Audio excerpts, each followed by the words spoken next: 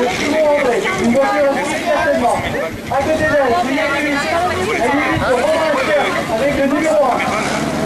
Un petit peu plus loin, la ligne de circuit, la 115 numéro 5 de Coriou Nicolas. Puis, la rallye 2, ou la R8, pardon. La R8 numéro 210 de Nicolas Joël. Et la voiture à suivre, la 2 chevaux numéro 50 de Mignon Emmanuel. Un des favoris de la catégorie, certainement aujourd'hui. Vous allez voir, ces 2 chevaux-là, elle est redoutable.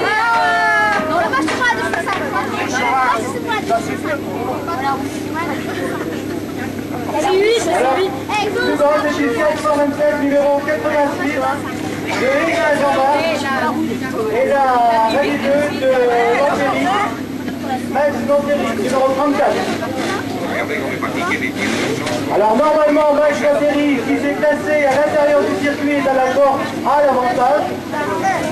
Reste à voir si c'est vraiment ça.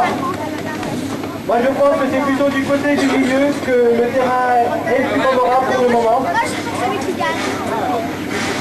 Regardez bien, ça va partir comme un boulet de canon.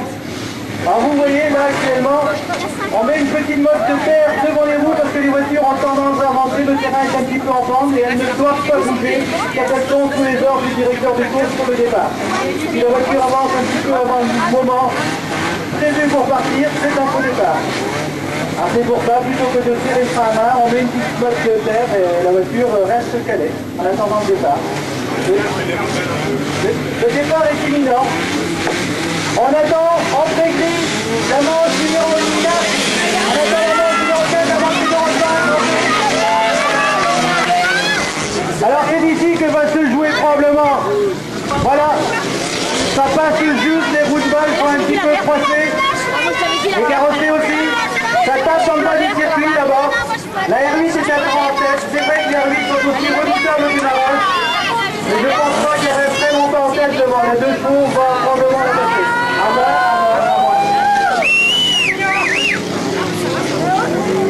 Et ne croyez pas que je sois un défenseur de la 2 chevaux numéro 50, mais c'est une évidence.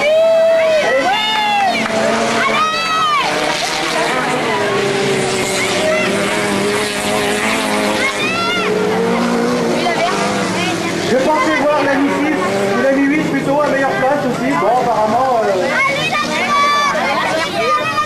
il n'a pas trouvé ses marques encore. Mais ça ne fait que commencer. Les pilotes ne sont pas chauds. Certains sont en action tout de suite. D'autres ont besoin de quelques mois pour se mettre en action, pour sortir le terrain, pour conduire la voiture. Ils sortent le grand jeu au dernier moment. Surtout que là, il n'est pas nécessaire d'être expédié. Il manque de qualification. On appelle le 10 et le 200 pour la 3e manche. On ne les attendra pas sur la grille. Si le 10 et le 200 ne sont pas là, on ne les attendra pas. Alors qu'ils se dépêchent. Alors toujours en tête.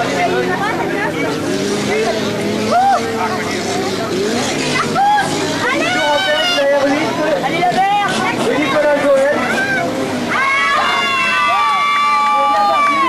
Pour remporter cette manche-là, suivi de la 2 chevaux 50 de Mignon Emmanuel, suivi de la 75 de Primo de Max Lantéry qui avait pris un départ un petit peu capilleux là le long des roues. Ouais. Après la 604 numéro 5, ils s'en sortent bien aussi. Et puis voilà, les gens quelques écartés. Et Pascal, la suite, hein. La 604 là, qui va se faire prendre un tour. Avec le numéro 86, les gendarmes. Qui connaissent des petits problèmes mécaniques apparemment.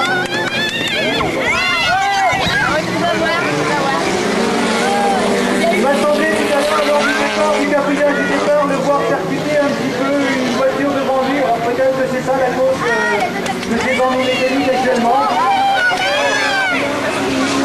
Alors les 2 chevaux sont sérieusement rapprochés de R8, ça va être arrivé. On va réussir à passer.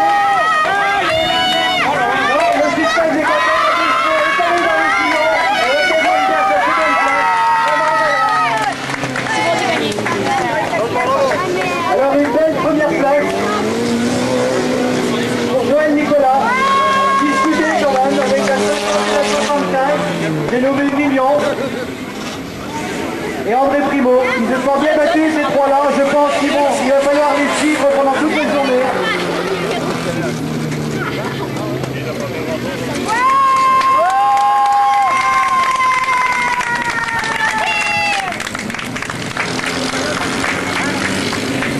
La troisième série est maintenant.